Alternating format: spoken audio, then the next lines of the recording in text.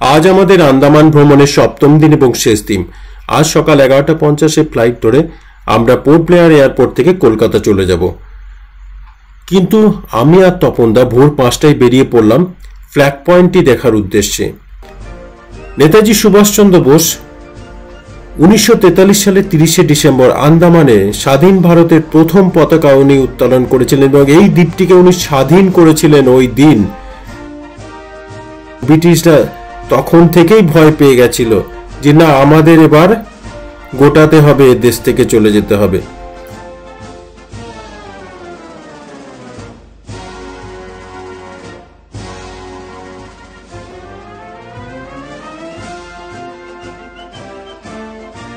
নেতাজি স্টেডিয়ামের পাশ দিয়ে হাঁটতে হাঁটতে আমরা এই যে মেরিনা পার্কের সামনে এই ফ্ল্যাগ পয়েন্ট, এটা হচ্ছে মেরিনা পার্ক এই জায়গাটার নাম।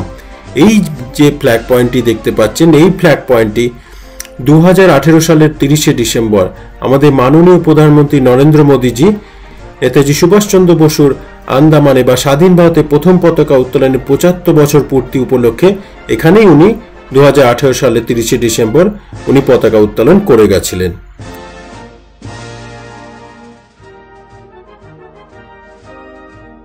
আরেকটা কথা বলে রাখি, কিন্তু মেরিনা পার্কের এই ফ্ল্যাগ পয়েন্টটি নিয়ে অনেক বিতর্ক আছে। অনেকে বলেন যে এটা নেতাজি সুভাষচন্দ্র বোসের অরিজিনাল ফ্ল্যাগ পয়েন্ট নয়, কিন্তু আমি তো সাধারণ মানুষ, তাই আমি এসব মতবিরোধের মধ্যে যাচ্ছি না।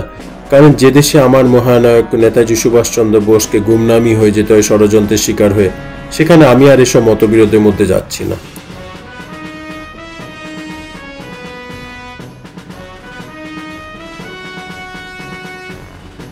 মেরিনা পার্কের এই যে ফ্ল্যাগ পয়েন্টটি রয়েছে, যারা আন্দামান ভ্রমণে আসেন তারা কিন্তু সন্ধেবেলাতে এই মেরিনা পার্কের এই ফ্ল্যাগ পয়েন্টটিতে প্রচুর ভিড় করেন।